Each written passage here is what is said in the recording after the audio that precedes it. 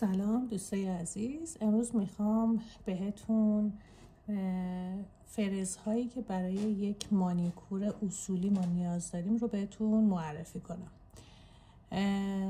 ما معمولاً برای مانیکور به 2 تا فرز که یکی شمعی و یکی توپی هست نیاز داریم. حالا بسته به نوع پوست و زبری نرمی پوست ما انتخاب میکنیم که با چه فرزی کار کنیم. از کجا بفهمیم که فرزهامون سطحشون، زبریشون و نرمیشون در چه حالتیه؟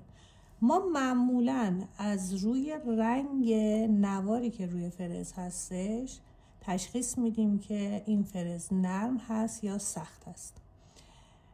کلاً توی سرسوهان ها یا فرزهایی که ما استفاده میکنیم رنگ هایی که به کار رفته نشون دهنده نرمی و زبری فرز هامون هستش.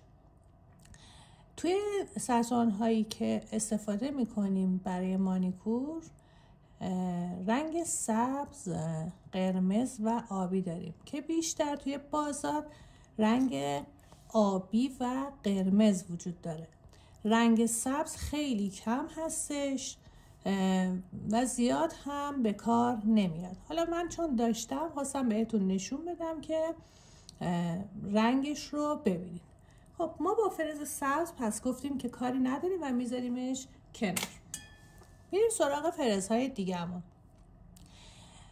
الان فرزهایی که من دستمه رنگ آبی و رنگ قرمز هست.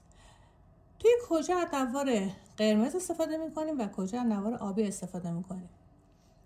پوست هایی که حساس هستن، یعنی پوستی که نرمه و حساسه یا اینکه زبری خیلی شدید داره، یعنی یک سری از ناخونها، کوتیکول هاشون انقدر که سخته یه وقتی ترک هم خورده.